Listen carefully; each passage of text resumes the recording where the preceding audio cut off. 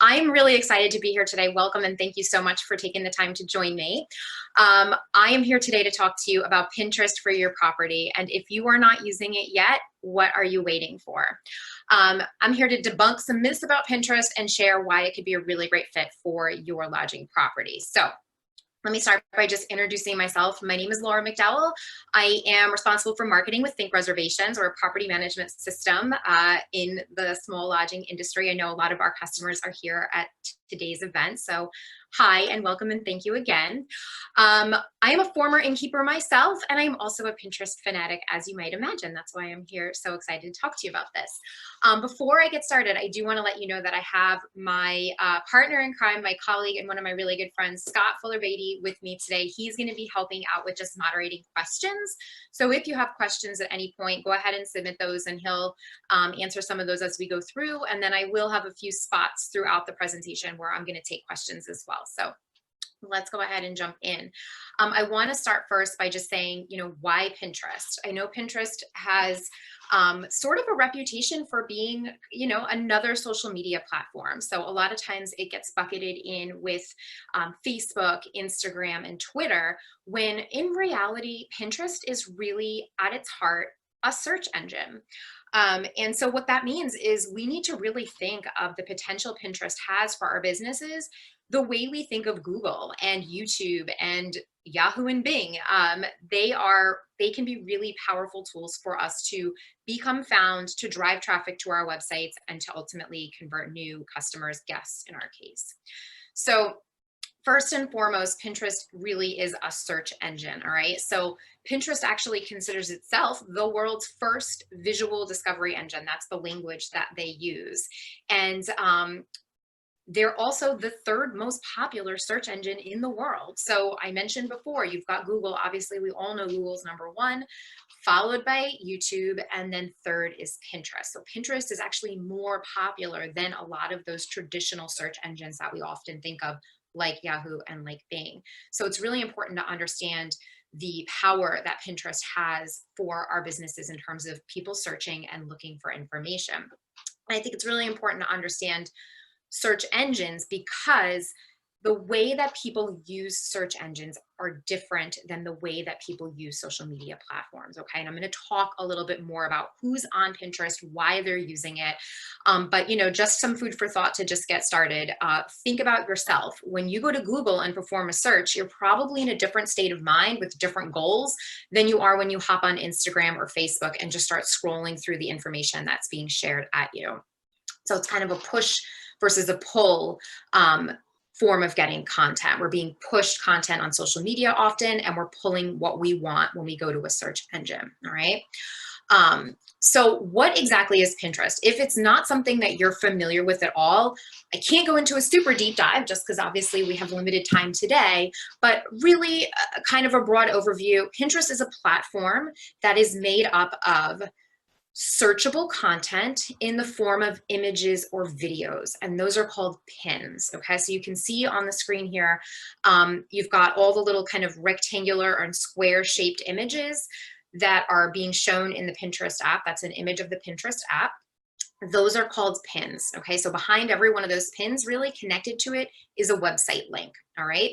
The other part of Pinterest is that users can save these pins. So this is where Pinterest varies a little from a traditional search engine.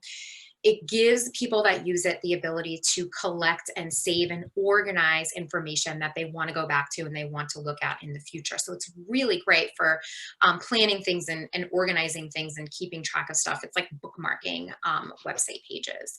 So users can go ahead and create what are called boards, and they can, name them whatever they want, create different topics of things that they want to collect, and then they can easily save these pins to those boards. And that's what we call pinning. They're pinning pins to boards. And it's kind of like, think of it as like a virtual, bulletin board. You have a board, and then you take your push pin and you pin your content to the board so that you can look at it in the future. And pins are searchable, people's boards are searchable. So all this content is there, and it gets collected and curated and kind of passed all around the platform on a regular basis, right? So how are people getting content on Pinterest? There are really two main ways that people are accessing information when they're in Pinterest. The first one is by search results. Like I said, Pinterest is a search engine. So what that means is people can go in, you can see right on the screen, if you can see my mouse there, there's the little search magnifying glass. You can go ahead and click on that and you can type in whatever you want. And people are using it the same way they're using traditional search engines to look for information. Pinterest is then going to return a list of pins, a feed of pins based on what it thinks I want based on my search, okay? The other way that people find content in Pinterest is by their pin feed, okay? So their pin feed, everyone when they sign into Pinterest is going to have their own kind of personalized, curated view of pins that are made up in, again, 2 different ways. So it's like 2 different ways to find content and then 2 different things that make up your Pinterest feed.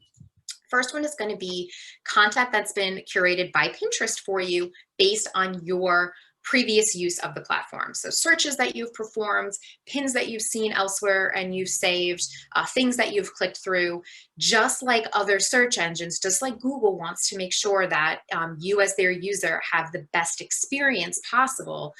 Pinterest is doing the same thing. So it's always watching and paying attention to what you're doing and saying, great, if you searched, you know, Italian recipes last time you were on, let me find some more Italian recipes for you, make it really easy for you to find those again, assuming you're going to want to look for those again in the future. The other way that Pinterest shares information is based on pins that are shared from other users and businesses that you follow. So here's one of the little ways that Pinterest does have a social media component to it. It allows you and it encourages you as a user to follow other users and follow businesses on the platform. And so this gives you quick, easy access to the content that they're sharing.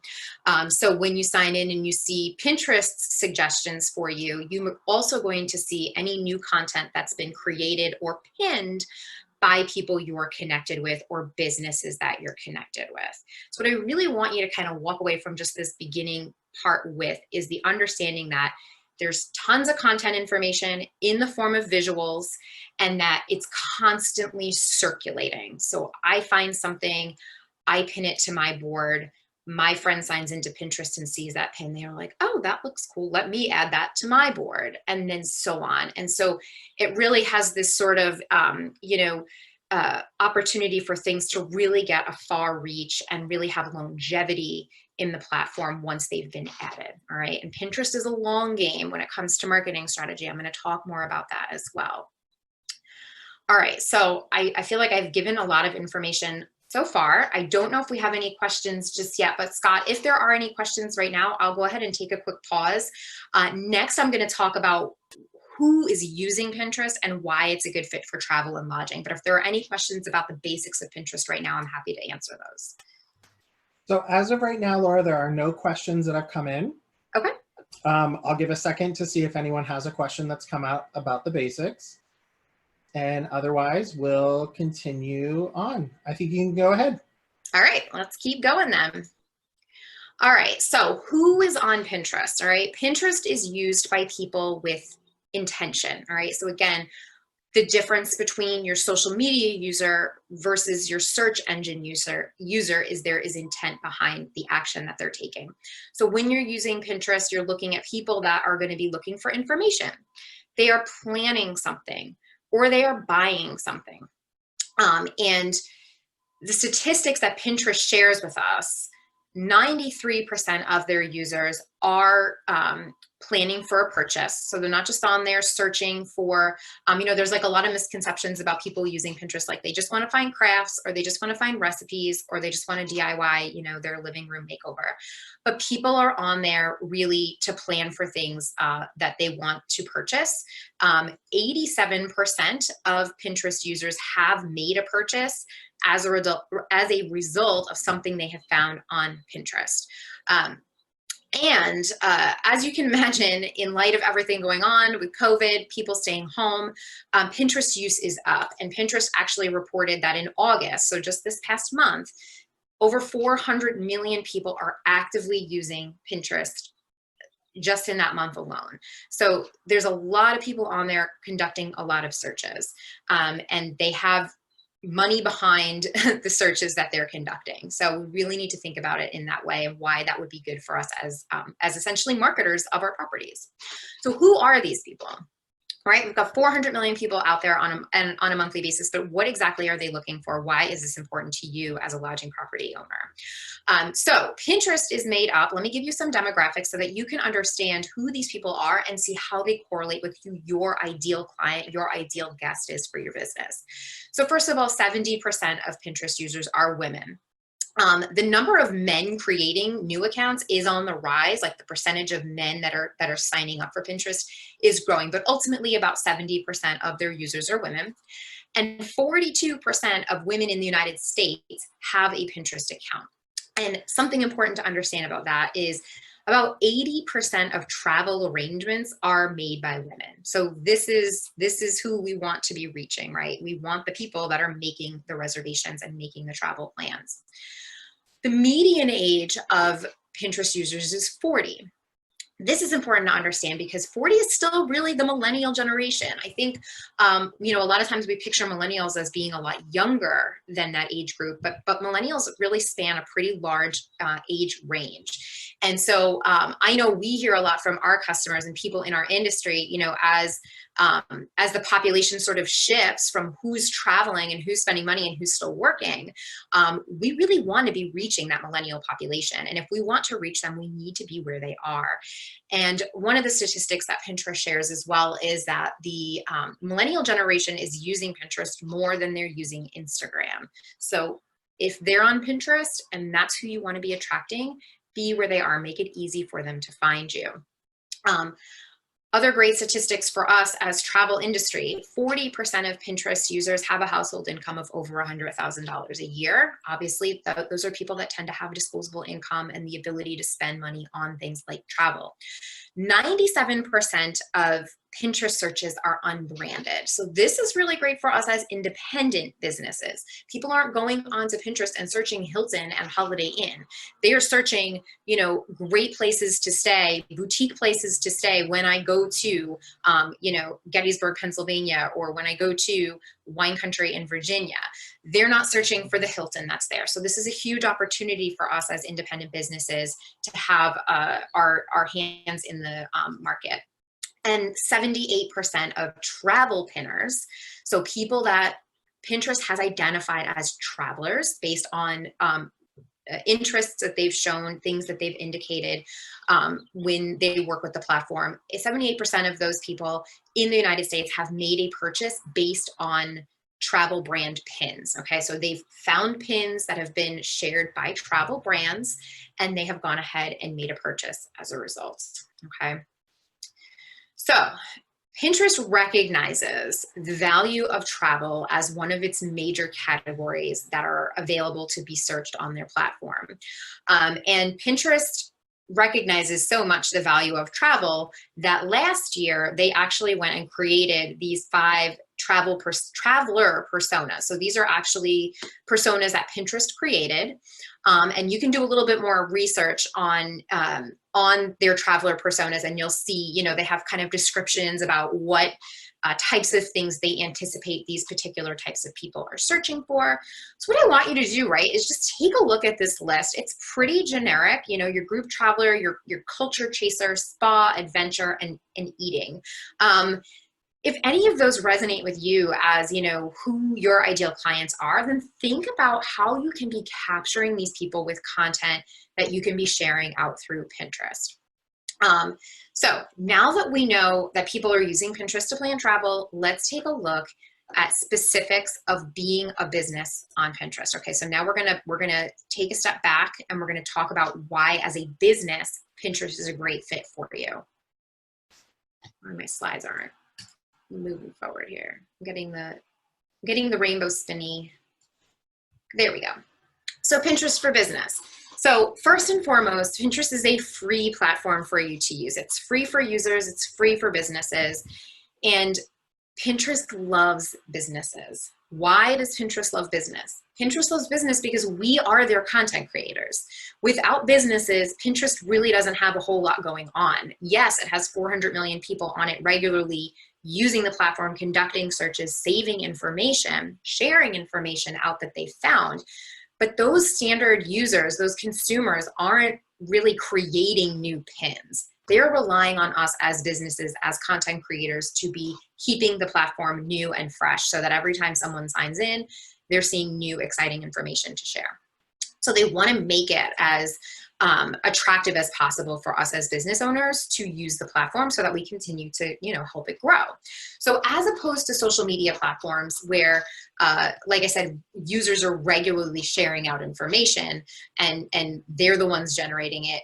On the business side, we have that opportunity here. The other thing to understand is that longevity versus a social media platform. You put a post out on Facebook, and if it's not a paid ad that you've put out for your business, statistics show that you're reaching about 6% of your followers. So of the people that actually like and follow your business page on Facebook, for example, anytime you put a post out, roughly 6% of them are even going to be shown that post. And then once the next post has come out, it's as good as gone. Even though it still technically exists, it's as good as gone. It's probably never going to get seen again.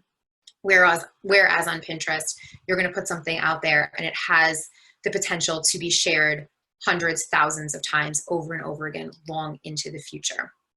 All right, so let's talk about some of the quick reasons why you actually want to create a business account. So Pinterest for business. Using it for business, you want to actually create a business account for when you do marketing for your property. You do not want to be using your personal Pinterest account. And I'll talk a little bit about why that is and what the benefits of having that business account are. So first, like I said, Pinterest is free. Pinterest for business is free. With a business account, you're going to have the ability to have your business name shown on your pins. That gives you brand recognition. It gives you validity as a real business and not just somebody, creating content that, could look like it's a business and it's not really. This kind of gives you that authority as a real business using the platform. It allows you to verify your website.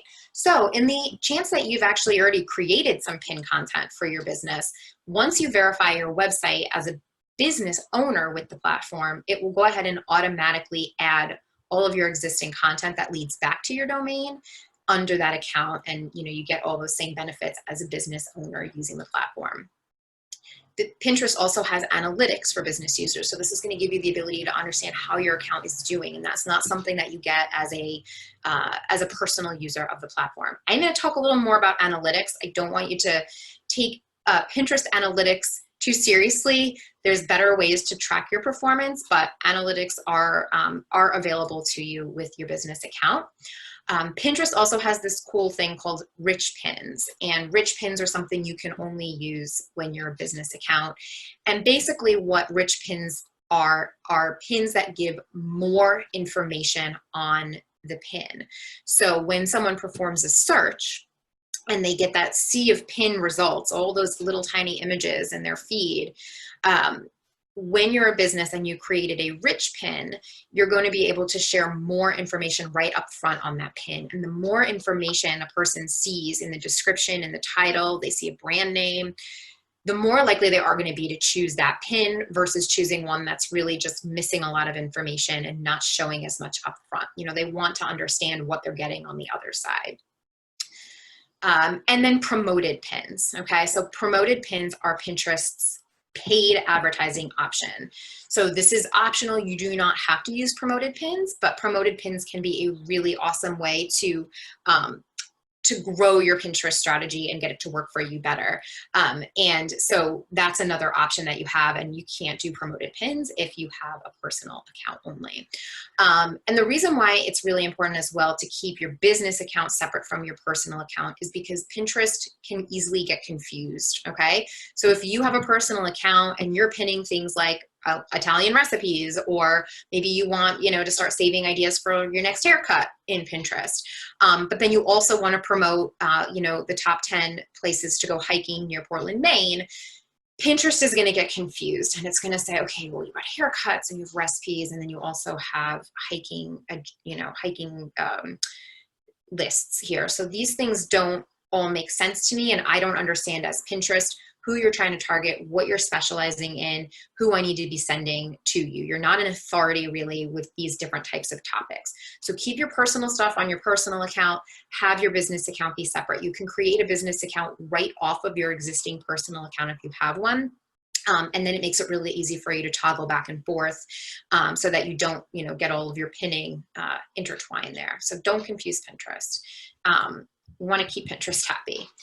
A little bit more on promoted pins. Like I said, you can pay to advertise your pins. And basically what that means is taking a pin that you already have, and you can pay to have it targeted towards specific keywords and really get Pinterest to show it to the most likely purchasers, the most ideal clients that you've got out there. You're going to be choosing the keywords that you want your pin to show up in when people search. You're going to be able to choose negative keywords, so things that you don't want to be shown up. You don't want your pin to be shown in if you know that people searching that are not going to be your ideal client. So it gives you the ability to really target and pinpoint who you're looking for. And because of the nature of Pinterest, like I said before, that promoted pin is going to remain on the platform indefinitely. So maybe you put in 30 days worth of promoted pin, payments behind a specific piece of content. You want to have this pin out there for 30 days. It may get shown to 1,000 people over that 30-day period, but every instance of that pin having been seen and saved is going to continue to exist on the platform. So you're essentially getting continuous free advertising for all that work that was done during that period of time that you paid for it. And again, Pinterest is a long game. So you can't expect immediate results, but the work that you put in today, and this means today, any given day that you add content to Pinterest, you can expect to see in the long run that's going to pay off for you. A lot of people report seeing the most activity on promoted pins 3 to 4 months after the promotion has ended. So things still circulate and people still click on those pins long after the promotion has ended. Okay, so before we go spending money on Pinterest, since we haven't gotten in there yet, we want to figure out how we can use Pinterest organically. Now, there are some, different thoughts around this. There are certainly agencies that work specifically on Pinterest and will tell you that jumping right in with promoted pins is a great way to go. I don't have that kind of expertise myself, so I'm not going to be able to give you guidance there. But if it's something you're interested in and you want to spend some money up front to kind of see how things are going, then I would definitely recommend finding a marketing agency that specializes in Pinterest that can help you out with that. So that's definitely something that you can explore, is jumping right in with the promoted pins. But personally, I like the idea of understanding the platform from an organic perspective first and really seeing what works, what's resonating with people before you decide what you want to put your money behind. All right, so before I go on to understanding working with Pinterest from an organic perspective, I want to pause one more time for questions. Any questions right now, Scott? I don't know if people have the chat panel open or not, but if you do have a question, please open up the chat panel. You can send it to me specifically, or you can send it to everyone. But we don't have any questions that have come in, even though I know you love answering questions. I'm gonna pin it up to that you are just doing such an awesome job that explaining everything that there just isn't questions. So, I'm gonna go with that. I'm going with that. All right. Okay. Sounds good. Yeah, I did want to add one thing. You got me kind of thinking about the whole Pinterest for business versus your personal thing. Yeah. And how important that is, because a lot of times with our business, we don't want to talk about things like politics or religion or all those things you're not supposed to talk at the dinner table about. And that can definitely get, I've definitely seen that hurt businesses, where all of a sudden it's like, oh my gosh, they have all these great pins of things to do in their area. But then all of a sudden, like I can tell, oh, this is more about their personal life. So definitely, you have a particular business image and you have, you have a personal image, and that's okay. But sometimes you don't want to have overlap there. So I think that that's a really important tip that I really liked, because I've definitely seen that happen with business profiles. Yeah, I think, and your point is completely not what I even mentioned. So I think the fact that you're thinking of it from that perspective is a really great way to think about it as well. So right, in addition to not wanting to confuse Pinterest, because we want to make it so clear to Pinterest that we are the authority on our area when people are looking for things to do, you know, not to use Portland, Maine as an example again, but when people are looking for things to do in that area, we want Pinterest to go, oh yeah, that property, that account knows what's going on there. That's who we want to show things to. And then of course, like you said, on the other side, we want to keep our personal lives personal in a lot of cases. So it doesn't mean that you can't use Pinterest for all of those things, but it does mean that you should keep it separate from your business account for sure. Same with Facebook, you know, same with Instagram. Like you want to feel free to do all the things that you want to do in your personal life, step away from the business side of things, take a break, especially now, take a break when you can, but don't mix it, you know, inappropriately with your business side of things. So great point. Great. So if anybody has any questions, just use that chat feature, send me a question, but go ahead, Laura. All right, let's keep going. So keys to organic success on Pinterest. If we don't want to spend money, we want to understand how to use Pinterest from an organic perspective first, meaning an unpaid perspective first, we have to think about SEO, okay? SEO, search engine optimization. You've probably heard it a million times today in the other marketing related presentations that you've been in. It's really the practice of doing what you can to help search engines understand what it is that you're all about, understand who they should be showing your content to, so that when it's being shown, the right people are seeing it, they're having a great experience, that's coming back to the platform to say, yep, this person knows what they're talking about, people are loving what they're seeing, next time someone searches for that, we're showing it to them again. So when it comes to SEO, one of the big things is really keywords, and keywords are those words and phrases that people are using when they are searching for things. And that is really what Pinterest is. Again, just because the results are visual, it doesn't mean that the keywords behind those pins are not being, those are what Pinterest is using to actually share information. So you want to understand the words and phrases and questions that your ideal audience is asking. When you work in Pinterest, you're going to have a profile with a username and a description of your account. You're going to have your boards that you create, so the topics of your boards, the descriptions of your boards. You're also going to have each pin that you create. Your pins can have titles and your pins can have descriptions. All of those things I just mentioned all should include keywords, because anytime someone conducts a search, Pinterest is searching all of those things. You as a business could show up in the result. One of your boards could show up as a result. Any of your pins could show up as a result. And one of the things to understand is most people that are using Pinterest to create content are not maximizing all of those opportunities to add keywords. So if you are, that puts you at an advantage. A lot of people aren't putting descriptions in their pins because it's not required. Pinterest doesn't make you fill these fields in, but you're missing out on significant opportunity to keyword and rich keywords to your content. So take advantage of all of those places where you can be adding that information. And then the second key really is having a strategy. Pinterest is not a set it and forget it. Pinterest is not a one and done, all the little cliche things we can say when it comes to something being easy and one time and we did it and awesome, we have these results. You need to have a strategy related to Pinterest. Now I want to be really clear that, and I probably should have, put this out there in the beginning, as we try to do with all of our presentations at Think Reservations, is that this is not necessarily going to be for everybody, right? While I think that Pinterest is a really great option for lodging businesses in general, it may not be the best fit for you and your business. So you really need to understand what it takes to be successful. Think about all of the other things in your marketing mix, all the other things that you have in your regular plan for marketing your business, and see where this could fit for you. Is it going to make sense for you based on the time that it might require? Is it something you want to look at outsourcing?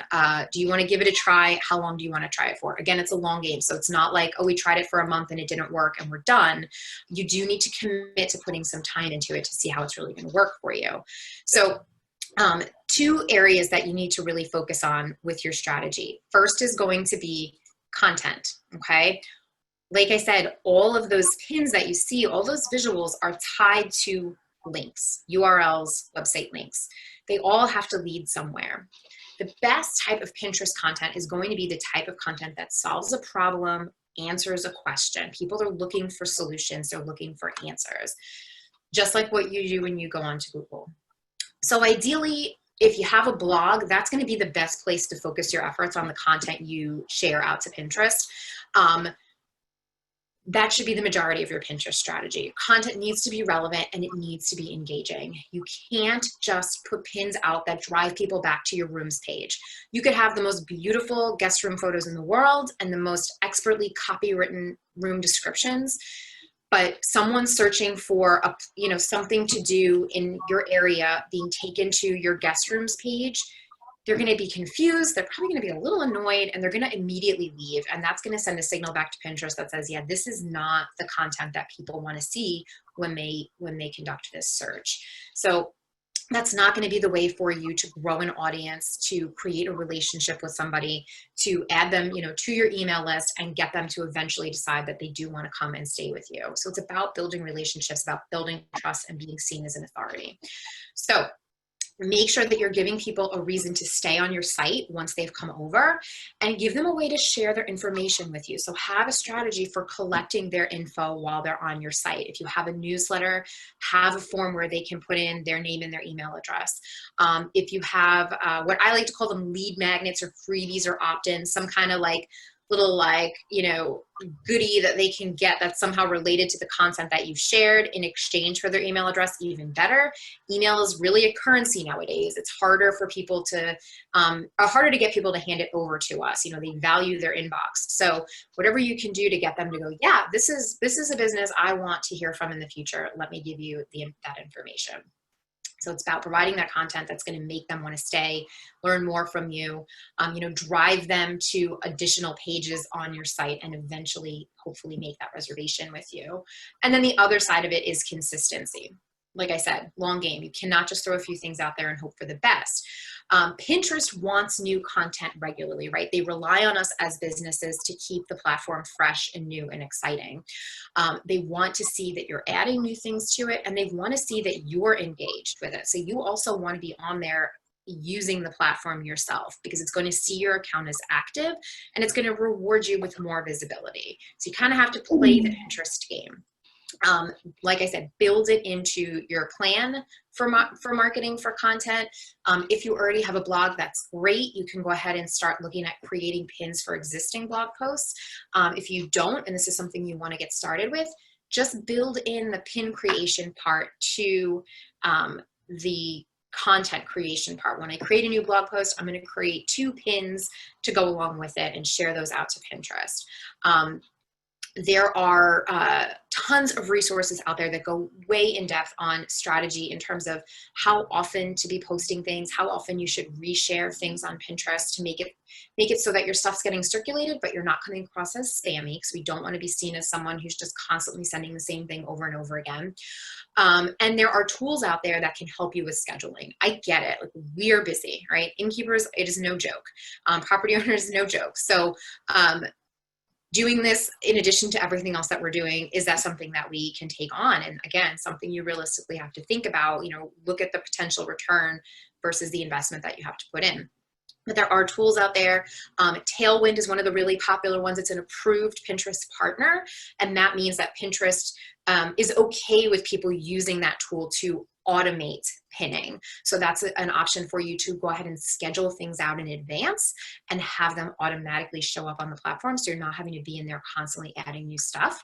Canva, I know a lot of people use Canva to design graphics for their businesses. It's like a nice, fun, user-friendly tool for non-designers to design things. A lot of people create their pins in there. They just released actually a content calendar that is going to allow you to schedule out not just Pinterest pins, but also things on Instagram and Facebook and stuff like that. So if you use Canva, that's another potential option for you as well, for scheduling things. consider hiring somebody or assigning this as a task to somebody on your team. There are, a lot of you already use marketing companies in the industry. See if they offer Pinterest as an option, or look at having somebody that specializes in this and see, if it could be a viable option for you as well with the return on investment. If you're going to work with somebody who's a Pinterest expert, ask to see statistics on other businesses similar to yours that have, how have they done? What kind of results have they seen, so that that they understand the market and that they're, they're going to be able to take really good care of your account and get the right information out there and know who to be drawing into your site. They can also help guide you on the best type of content to create and things like that as well. So kind of wrapping this section up, Pinterest is built with an algorithm, just like Google is, just like all those other types of platforms are, and they have the right to change their algorithm at any time. So you want to, again, incorporate it into your overall strategy, but do not make it your sole focus. Don't sort of throw everything else away and dive headfirst into Pinterest and ignore all the other potential platforms that are out there, because we can't ever rely on one tool to consistently bring traffic to our sites. It's just not a smart plan. I've seen many small businesses that have had incredible Pinterest success. They've, invested like 80% of their marketing efforts on Pinterest, and then one thing changes and their traffic takes a huge drop. And so they've got nothing else in place. They're now at 20% of their traffic because this one algorithm change just completely, took a nosedive for the traffic to their site. So have a well-rounded plan, whatever you do. So let's talk about content. I've now told you, you're going to need to start creating content or creating pins to drive people to your existing content. What are we going to do? How are we going to figure out what people are looking for? So Pinterest is really generous in sharing their trends. Okay, so there's lots of great information on Pinterest business page to learn more about what people are looking for at any given time. You can see where things spike over time, so you can understand if certain types of searches are being conducted more frequently in certain parts of the year. Obviously, you've got holidays and you've got seasons, all those things that you normally think about in terms of your business in general, your pricing strategy, for example. So same thing's going to apply when you think about the types of content people are going to be looking for when. Pinterest suggests that you start pinning relevant content 4 to 6 weeks prior to when you would expect traffic to start spiking. So, quick example. We've got Halloween coming up, right, in the next month and a half or so. Say you have a really big Halloween event in your area, and typically it drives travelers to your area. You want to probably start getting Halloween related content out in the next couple of weeks. You don't want to be getting your Halloween content out a few days before Halloween. People that are looking for that type of stuff have already probably started their searches. So Pinterest can really help you understand trends and understand when their searchers are looking for different topics. The one exception is Christmas. If you have holiday related things that you can post about, and I'm going to give you some specific examples in a little bit. Christmas is like a year-round thing. We all know that, right? People search Christmas 365 days a year. So that's really the one thing that you can kind of get away with all year. But otherwise, you can create a plan based on when things are going to be most popular on the platform.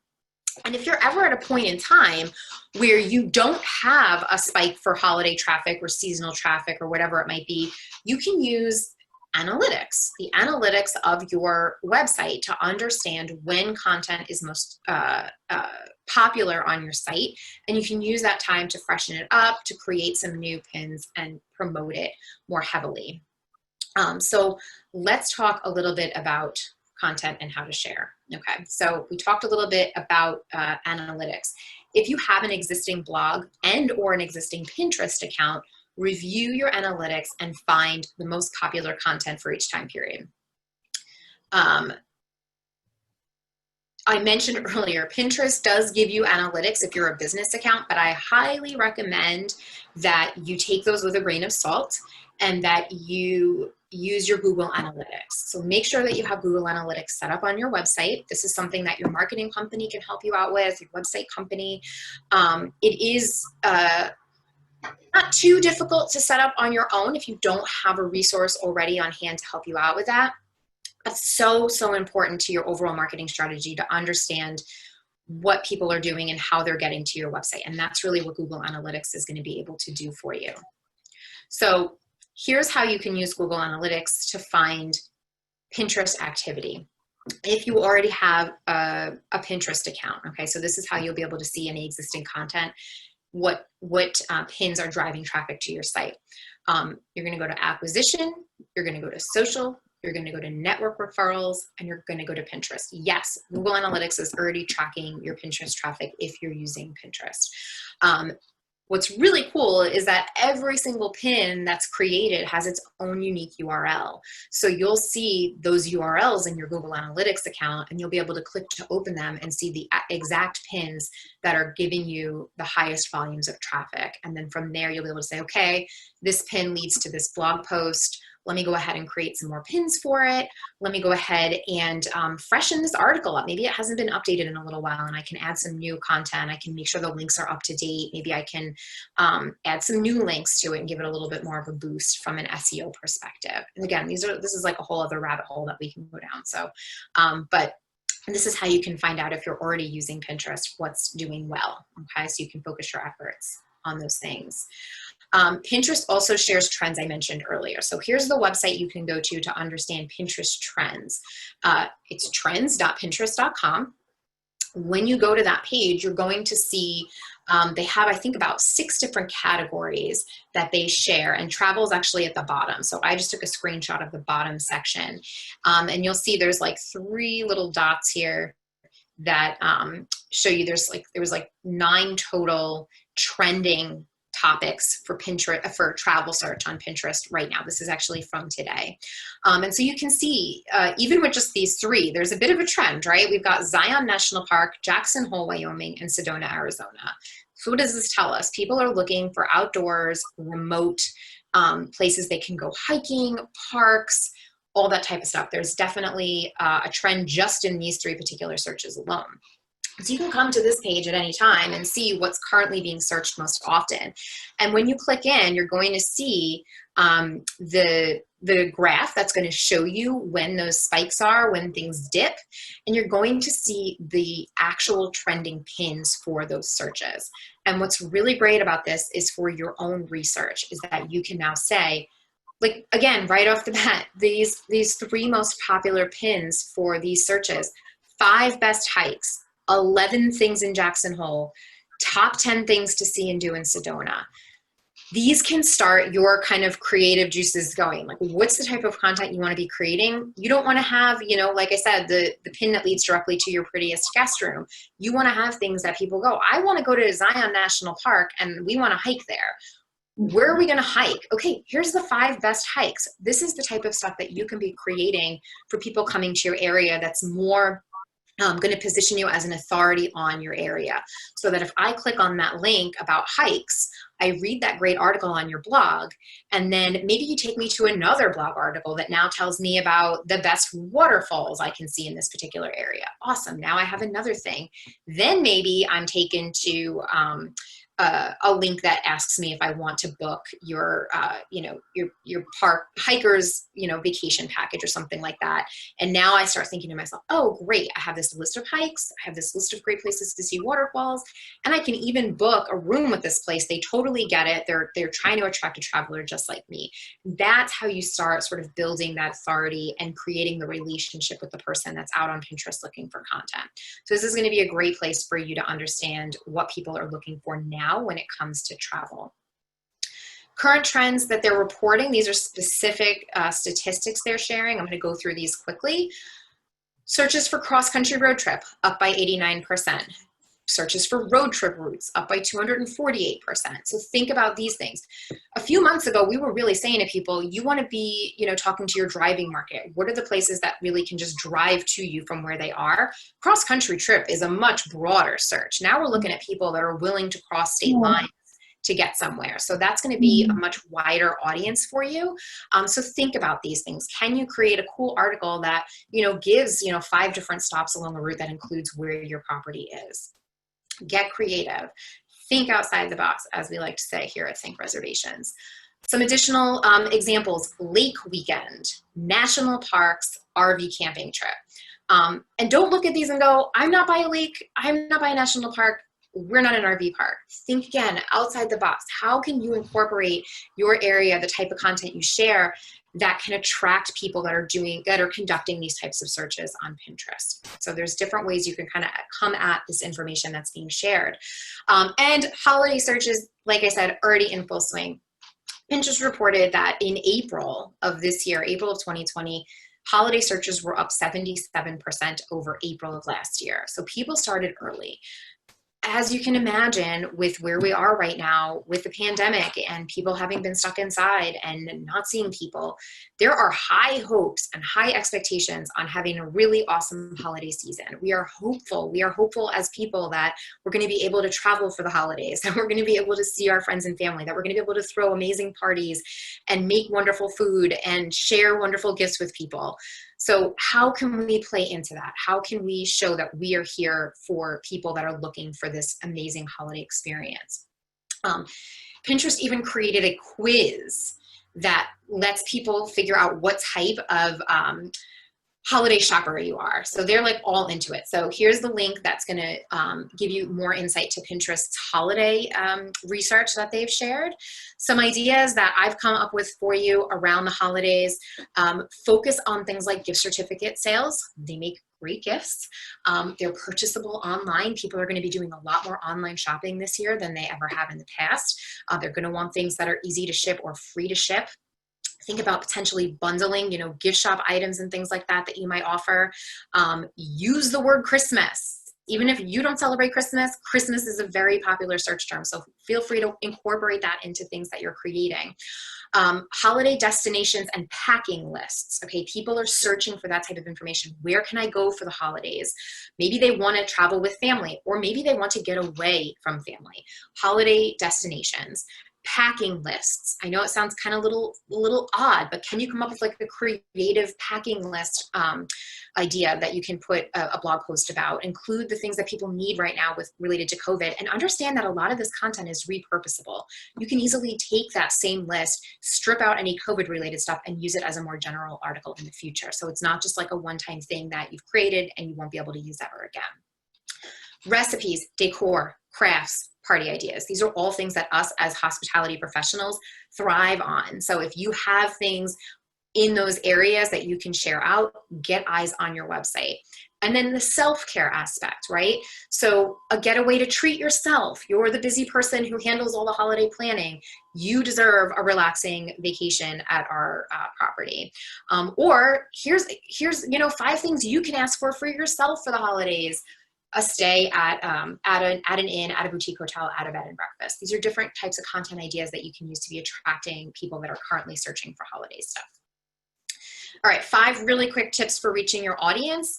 Help your travelers focus on the future. Let's not dwell on what we're doing right now. Give them the ability to think about what's possible down the road. Also helps keep us a little bit more upbeat as well when we think about what can potentially come. We want to be hopeful. Let them know how you're working to keep them safe. I know a lot of you are already doing this really, really well. Keep doing it. Keep letting people know how they're going to be safe, how you're protecting them from a policy standpoint with, making reservations and possibly needing to reschedule or cancel. Focus on staycations, all right? People want to stay local. How can you reach your local market? How can you take advantage of your existing email list, your previous guests, filter out those people that are in that more local area and have those specials specifically related to staycations? Look at the travel trends. Pinterest travel trends are going to be a great place for you to start, and use those trends in your marketing. Think outside the box on how you can take advantage of the trends that we're being told about. And personalize your messaging wherever you can. Can you speak to people specifically about things they've done with you before? If you understand certain segments of your audience that have stayed with you for XYZ reason, reach out to them in a more personal way and invite them to come back to do that specific thing. It might take a little bit more time, but it's going to have that touch that a lot of other businesses aren't going to put the time into. Speak to those people that you want to have come back and stay with you. And then really quick, the art of the pen. This is one of my favorite things, is understanding how we have to actually be creating pins. I could do an entire day on just pin creation, but I don't have that kind of time. So pin design is important. So I like to kind of say, we're always told don't judge a book by its cover, but in this case, it's like literally what we need to judge by, because that is what people are seeing. It's like we're just showing a bunch of book covers and we're hoping that people pick ours. So have to be aware of what works well in Pinterest, on Pinterest, I should say. You need to stand out in a sea of pins. Get on the platform, get in there and see what stands out to you. Conduct searches for the things you know your ideal clients would be searching for so that you can see what the competition looks like. See which pins draw your eye in and which ones just sort of fade away. People scroll fast, and do this on your mobile device. Like 85% of Pinterest users are using the app on their cell phone. They are not on the desktop version. So your pin that looks this big on your desktop is like this big on a mobile device. Make sure that it's easy to read, that there's, I think that's my next one, big bold text. All right, make it really easy for people to read the text on your pin so that they understand what it's about. Bright colors. Don't just stick to your branding in this case, right? We want to often stick to our brand, create that brand consistency. But when it comes to Pinterest, if your colors are nice pale pastels and soothing beiges, they're not going to cut it on Pinterest. You're going to need to kind of step out of your comfort zone a little bit there.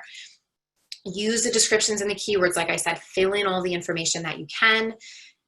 Video pins and story pins. These are sort of newer options to Pinterest. Look into them. If you've already been using Pinterest, take a look at what it looks like to create a video pin or a story pin. They don't get as many click-throughs as standard pins do because it doesn't make it as easy for the user to get to you, but Pinterest loves them. So Pinterest shares them out more, and they're more likely to share the rest of your content out when you take advantage of these newer features that they offer. They know what we're doing. They see what we're doing. All right. We're coming up right at the end here. So what I want to do is just wrap up with 3 things that will always stay consistent. In a world of ever-changing algorithms, when we don't want to put all of our eggs in a Pinterest basket, 3 things that you can count on with Pinterest into the future. Quality images will always be important. It's all about the cover of the book. So make sure that when you're sharing out images from your content, that they are high quality images. That you're using targeted keywords. It's always going to be a search engine first. So make sure that you are using the words that are going to be found for the things that you want people to find you for. And capturing your audience. Make sure that once they've clicked through that pin, you've done that, like step 1, you've got them to click through the pin, that you have a great way to keep them captivated by you, that you have a way to get their information, and that you're creating that experience for them to continue to want to come back or to continue to click through to see other content on your site. And of course, ultimately make that reservation. And that is everything that I have. So I'm going to pause one more time and see if there are any questions before I let you guys go. There you go. Well, congratulations, Laura. You made it just in the nick of time. We have about 2 minutes for questions. Anybody who's done a webinar with Laura and I before know that we are notoriously go over time because we think we're going to plan a session that's only going to last the lasted time, and then we have about 20 more slides to go. So anyway, excellent content. We do have one question here from Bonnie, which is, does Pinterest have classes on how to pin and how to make boards? So more of kind of the basic stuff, like how to, like, it's great content today about like tips and tricks, but is there anything on just the basics that you can get from Pinterest? She says some of us are older and online stuff is new. So. Oh, totally, Bonnie. And I'm really glad that you asked that question because Pinterest actually has, I think it's called Pinterest Academy. So with a business account, again, a free business account, Pinterest actually has tons of educational content themselves. But honestly, do a Google search and you'll probably find some really great articles just that show up in those results that can kind of help walk you through some of those basics. It's an animal, right? It's not, unfortunately, not something that I can like cover all of the things in 55 minutes, but I'm glad that you're intrigued because that was kind of the goal with today's session, was to kind of introduce the potential and really get people to understand why it's something we should have awareness of, whether we ultimately use it or not. So yeah, when it comes to creating pins, creating boards, there is definitely tons of content out there. You can go straight to the source. Like I said, Pinterest has tons of information. I actually recommend, and maybe this is like a tangent I shouldn't go off on, But if you find bloggers, so people who blog as their business, bloggers are Pinterest experts because they really rely on traffic to come to their websites to make money, right? They have ads on their blogs and they rely on that traffic coming to their sites to bring revenue in. So Pinterest for them is awesome because even if a person doesn't stay on their site that long, they're getting something from having the traffic there. So if you find some bloggers out there, if you do a Google search and you end up on a blog where someone's giving you some Pinterest tips, I would, pause and read through it because they probably have some really good advice and they stay on top of the trends because it really is a huge part of their business and how they make money. So that's a really good tip. And I just want to share something. We don't have any other questions. We do have a comment from Marie that says, "Thank you. This was capital great." But I did want to point out something that when you were showing the slide about how to go into your Google Analytics and look at that traffic from the social media websites, I actually pulled up my analytics for my property, and although I don't have as much traffic as say from my Facebook or my Instagram, which I'm more active on, I was actually, one little tidbit that I thought was pretty interesting is that the people who spend the most time on my website are the ones from Pinterest, actually. So that just kind of proves the point that it's really bringing a quality visitor, even though it's not bringing as many in my case. I'm also not, as active on Pinterest as I probably should be. Believe me, I always get yelled at from Laura about it. But I'm actually pretty surprised to see that the amount of time that they're spending on my website is significantly more than any other channel, social media channel. So and I'm again so glad that you said that because that again drives home that point of intent. When people are on Pinterest, they're looking for information. Like their goal is like, hey, you have an article about things to do in your area. They want to read that. They're going there and they're reading it as opposed to someone clicking over from Facebook. What are they doing when they get there from Facebook? I don't know. So and a lot of times our social media followers are existing people that have stayed with us before. Right now they like us on Facebook, but Pinterest is a great way to get found by new potential guests as well. So awesome point, Scott, on the time on site. So great. Well, it doesn't look like we have any more questions or comments. And we are just 2 minutes over. So I will thank you, Laura, for all of your great information. That was awesome. And everyone have a great time at your next session. Thanks, everybody.